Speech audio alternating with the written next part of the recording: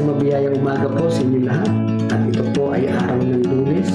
Napakasaya at napakaligaya sapagkat tayo ay muling pinagkalooban ng Diyos ng panibagong pagkakataon at isang buhay na punong-puno ng pag-asa. Kaya naman po mga kapatid, ating simulan ang ating umaga ito sa pamamagitan ng ating pagbubulay-bulay ng kanyang mga banal na salita upang tayo po ay makalakad sa isang mapayapang pamumuhay. Tayo po ay magbubulay-bulay ng kanyang mga salita sa pamamagitan ng ating online morning devotion. Ang ating pong ground food for the soul, our daily dose for the nourishment of our soul. Ang pamagat po ng ating pagbubulay-bulayan sa umagang ito, Pagsambang Karapat-dapat sa Diyos, Part 1. Marami pong batayan talata sa Bible na tumutukoy sa isang karapat-dapat na pagsamba sa Panginoon Diyos. Ngunit hayaan po ninyong basahin ko sa inyo ang Roma 12:1-2. Kaya nga mga kapatid, alang-alang sa masaganang habag ng Diyos sa atin, ako'y nakikiusap sa inyo na ialay ninyo ang inyong sarili bilang isang handog na buhay, banal at kalugod-lugod sa Diyos. Ito ang karapat-dapat na pagsamba ninyo sa Diyos. Huwag kayong makiayon sa takbo ng mundong ito. Sa halip, hayaan ninyong baguhin ng Diyos ang inyong pag-iisip upang maunawaan ninyo ang kanyang kalooban. Sa gayon, magagawa ninyo kung ano ang mabuti, kalugod-lugod at ganap sa ating Panginoon Diyos. Salamat at purihin natin ang Panginoon sa ating pagbasa at pagkarinig ng kanyang mga banal na salita. Ang bibigyan po natin ng pansin sa ating paggugulay-gulay sa umagang ito dito sa ating part 1 ng pagsambang karapat-dapat sa Diyos. Una ay yung pong sama-samang makipagtagpo sa ating Panginoong Hesus. At pangalawa ay yung pagbibigay pansin sa kaluwalhatian, paningningan na nararapat sa ating Panginoong Hesus. Ang pagsamba ay nagiging karapat-dapat po sa ating Panginoon Diyos, hindi lamang doon sa lugar ng pananambahan o mga gamit sa loob ng ating mga simbahan, kundi dahil sa espiritu ng taong sumasamba. Ang tunay na pagsamba ay ang paglikha ng isang tinatawag na exclusive space kung saan nagsama-sama ang mga mananampalataya upang makipagtagpo sa Panginoon. The space doesn't have to be a church building. Maaring ito ay sa bundok, sa tabing dagat, sa isang kwarto o sa anumang lugar. Napakaganda po nung sinabi sa Matthew 17:1. Pagkaraan ng 6 na araw, sinama ng Panginoong Hesus si Pedro at ang magkapatid na Santiago at Juan at sila umakyat sa mataas na bundok. Naganap po ang pagtatagpong ito pagkaraan ng 6 na araw at pagkatapos ng 6 na araw ng pagtatrabaho. So, magandang reflection ito sa buhay ng bawat isa sa atin na tayo ay kinakailangan talagang magsama-sama upang mag-ukol na isang araw ng pamamahinga sa pamamagitan ng pagsamba at pagpupuri sa ating Panginoon.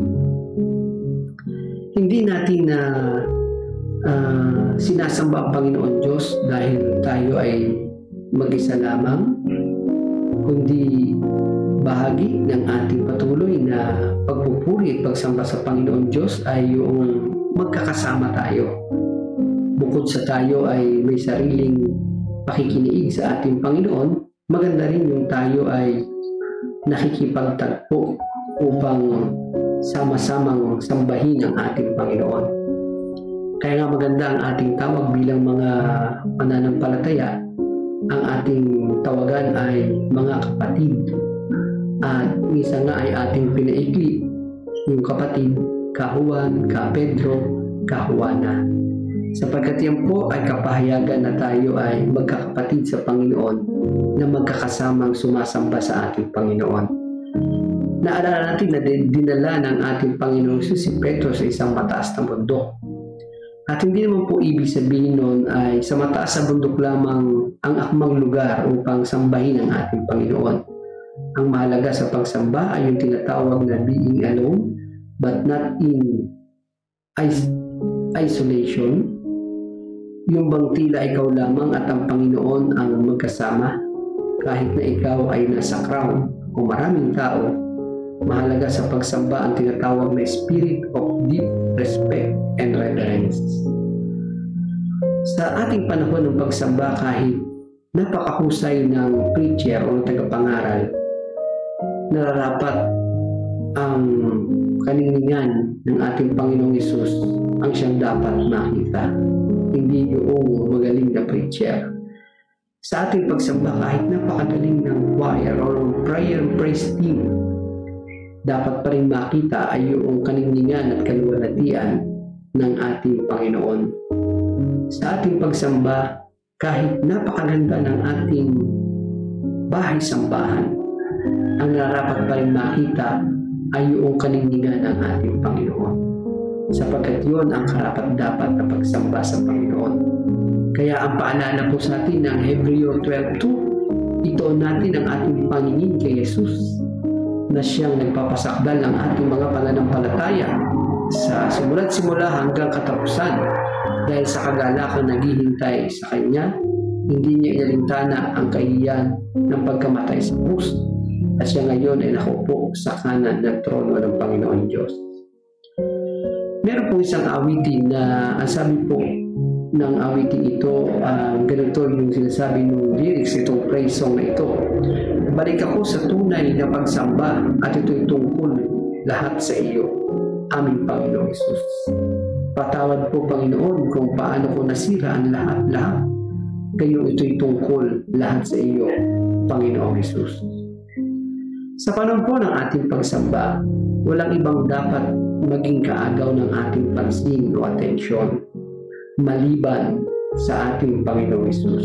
Kaya pag nasa loob po tayo ng church, tayo sama-sama, ituon natin ang ating paningin, ang ating puso doon sa ating Panginoon na sinasamba natin. Kapag ipinako natin ang ating paningin sa kanindigan ng Panginoong Hesus, tayo rin ay magniningning. Ganito po ang naging karanasan ni Moises matapos niya makatagpo sa bundok ang Panginoon Diyos na si Yahweh. Ang wika sa Exodo 34:29, mula sa bundok ng Sinai, bumaba si Moises. Nadala ang 2 tapyas ang batong kinasusulatan ng mga utos. Hindi niya namalaya na dahil sa pakikipag-usap niya kay Yahweh, ay nagniningning na pala ang kanyang mukha. Napakaganda po na sa ating pagsamba sa Panginoon Diyos na magkakasama at maging sa ating sariling pagsamba sa Panginoon, makikita tayo ng maraming tao, yung mga ating nakakasalamuha sa eskwelahan, sa trabaho at sa amang dako, yung kaningningan ng ating Panginoon. Kaya naman po, matapos tayong sumamba sa ating Panginoon Diyos, kailangan magkaroon ng impact sa atin ang ating pakikipagniig sa ating Panginoon. Ano po yun?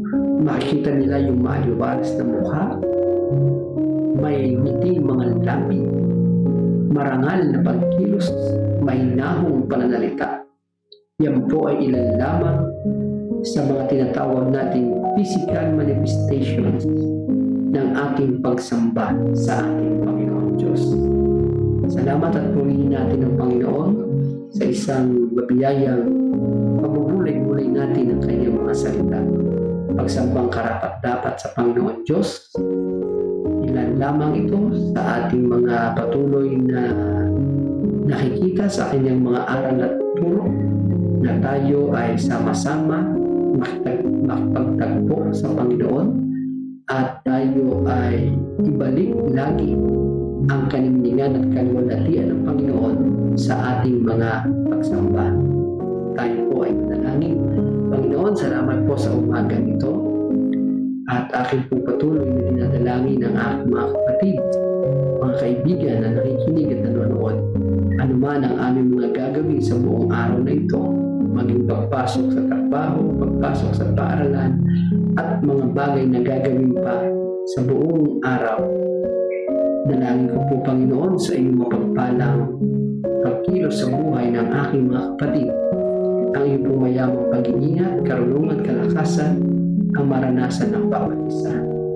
Ganito po, Panginoon, meron kami mga kapatid na nakikinig, nanonood, na may mga karamdaman upang pangatawan.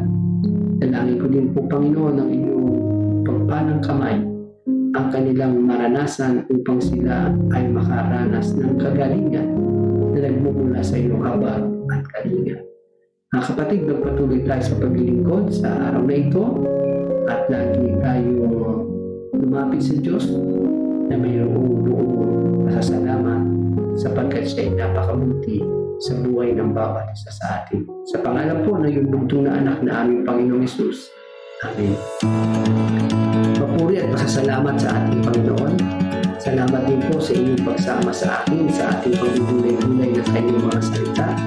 Hindi po, a friendly reminder, be Christ-like in your workplace today. Mayo at maglingkod.